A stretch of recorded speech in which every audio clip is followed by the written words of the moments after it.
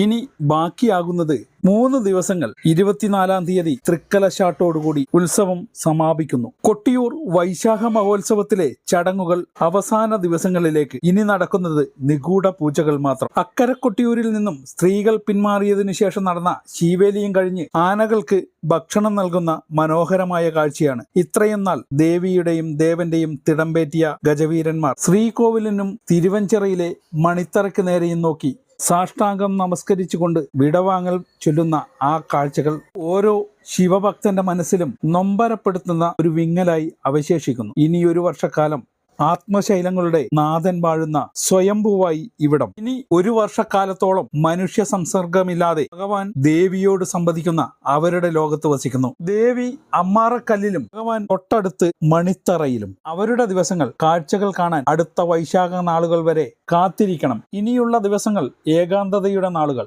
ായി വാഴുന്ന ദേവനെ ഒന്ന് കണ്ട് നമ്മുടെ ദുരിതങ്ങളും സങ്കടങ്ങളും ഇറക്കി വെക്കാൻ നമുക്കും കാത്തിരിക്കാം അടുത്ത വൈശാഖ നാളുകളിലേക്ക്. ഇപ്പോൾ നമ്മൾ കാണുന്നത് മണിത്തറയിൽ ഭഗവാനെ വണങ്ങിയ ശേഷം തിരുവഞ്ചിറയിൽ നിന്ന് പുറകോട്ട് നടന്ന് വിട പറയുന്ന കാഴ്ചകളാണ്.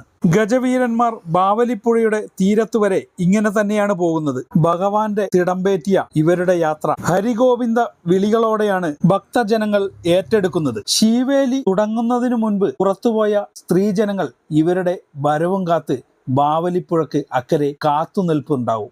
ഈ കാഴ്ചകളുടെ പൂർണ്ണമായ രൂപം ഞങ്ങളുടെ യൂട്യൂബ് ചാനലായ ട്രാവൽ സിറ്റി 916 എന്ന ചാനലിൽ ഞങ്ങൾ അപ്ലോഡ് ചെയ്യുന്നുണ്ട്. നിങ്ങൾക്ക് അതുകൂടി കാണാവുന്നതാണ്. നിങ്ങൾ ആദ്യമായാണ് ഞങ്ങളുടെ ചാനൽ കാണുന്നതെങ്കിൽ ചാനൽ സബ്സ്ക്രൈബ് ചെയ്യാതെയാണ് കാണുന്നതെങ്കിൽ ചാനൽ ഒന്ന് സബ്സ്ക്രൈബ് ചെയ്യാനും മറ്റുള്ളവരിലേക്ക് ഷെയർ ചെയ്യാനും മറന്നു പോകരുത്. നിങ്ങളുടെ വിലയേറിയ അഭിപ്രായങ്ങളും നിർദ്ദേശങ്ങളും ഞങ്ങളെ കമൻ്റായി എഴുതി അറിയിക്കുക.